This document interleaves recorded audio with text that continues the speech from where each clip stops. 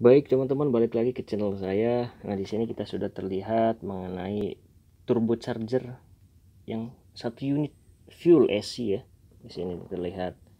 Nah, sedikit mengenai turbocharger. Jadi fungsi dari turbocharger itu intinya untuk menambah power pada mesin intinya. Karena turbocharger itu berfungsi memasok udara lebih banyak daripada yang tanpa turbocharger, dengan memanfaatkan gas buang yang ada pada exhaustnya, yang mana ya, sebelah exhaust ini udaranya kemudian akan dimanfaatkan sehingga menyerap udara lebih banyak melalui udara intake, udara masukan, dan akan disalurkan ke mesin. Nah, seperti itu. Namun akan kita bahas mengenai hal-hal detail di turbocharger ini seperti apa. Oke, kita sudah ada turbocharger. Ini bentuk atasnya seperti ini ya.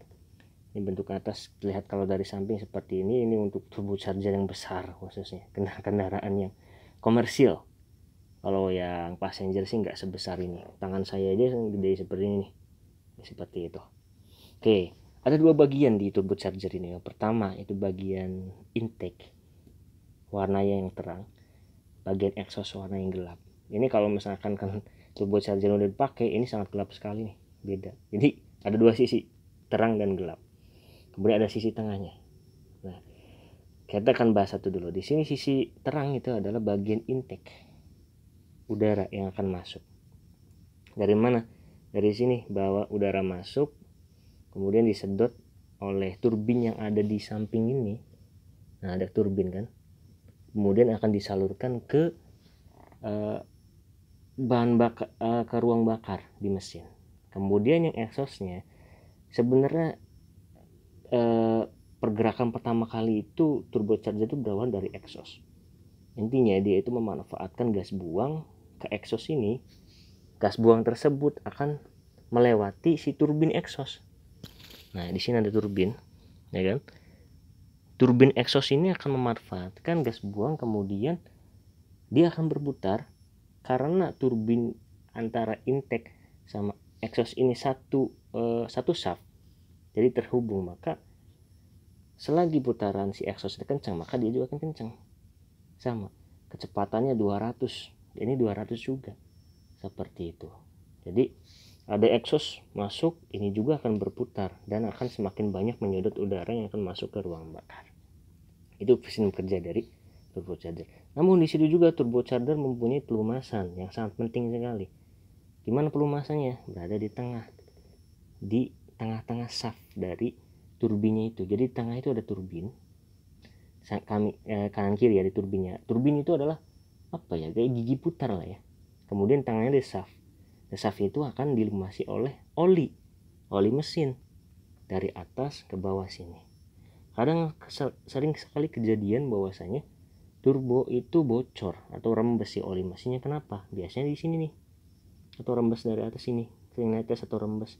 Biasanya itu terjadi ketika supir itu akan memberhentikan kendaraan atau memarkirkan kendaraan. Sebelum dimatikan biasanya digas-gas dulu, ngong ngong ngong ngong. Setelah digas pantang, tiba-tiba langsung dicetek, di offin untuk kendaraannya. Nah, itu kurang baik sebenarnya. Itu akan merusak bagian shaft pelumasan dari turbocharger. Kenapa? Ketika digas-gas dipantang, otomatis putaran turbo akan terus berputar. Walaupun sudah mesin dimatikan, dia akan terus berputar. Namun pompa olinya tidak akan melumasi di area sini. Efeknya apa? Efeknya lama-lama si bushing dalamnya di shaft ini akan aus. Kemudian olinya akan ngerembes, bisa masuk ke bagian exhaust atau bagian intake atau ngerembes keluar dari sini. Timbulnya asap putih di knalpot. Seperti itu. Itu salah satu permasalahan yang terjadi di turbo.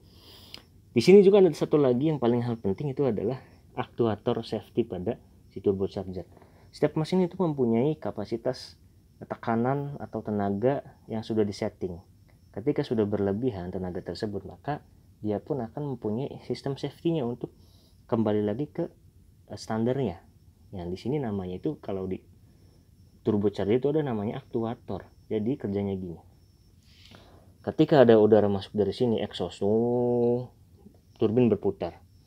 Semakin kencang kendaraannya, maka putaran turbin akan cepat. dibuang ke exhaust. Ini termasuk juga semakin kencang kendaraan, maka putaran yang intake pun akan semakin kencang pula. Terjadilah kelebihan tekanan udaranya, maka ada tekanan di sini, selang yang akan menekan si aktuator, kemudian akan menekan si wastegate.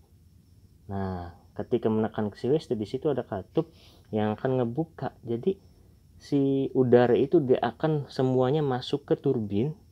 Jadi dia ada, nah sebagiannya akan dialirkan dari sini, sebagiannya akan dialirkan menuju langsung ke exhaust. Jadi dari sini dia akan menuju langsung ke exhaust.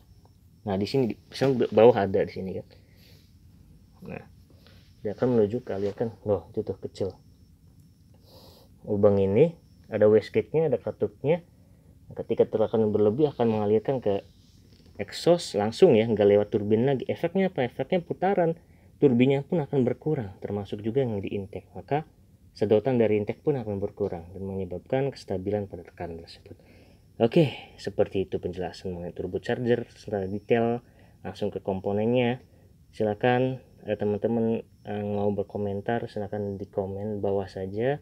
Kita berdiskusi langsung. Kemudian kalau misalkan belum subscribe silahkan, dan like. Kita akan memberikan informasi mengenai dunia otomotif secara lebih gamblang dan lebih jauh. Oke, terima kasih atas nontonnya, atas waktunya menonton, dan assalamualaikum warahmatullahi wabarakatuh.